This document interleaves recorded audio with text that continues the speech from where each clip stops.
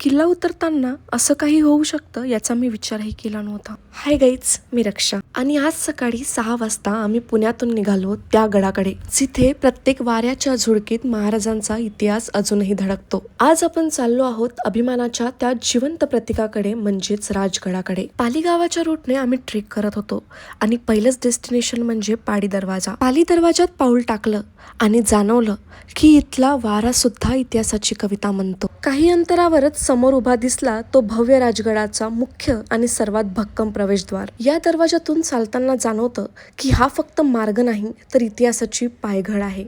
राजगडाची थंडी हवा घेत, निसर्गाचं सौंदर्य एन्जॉय करत आणि डोळ्यासमोर पसरलेला सह्याद्रीचा भव्य व्ह्यू बघत आम्ही बालेकिल्ल्याकडे निघालो. बालेकिल्ल्याचा ट्रेक वाटतो तितका साधा नाही.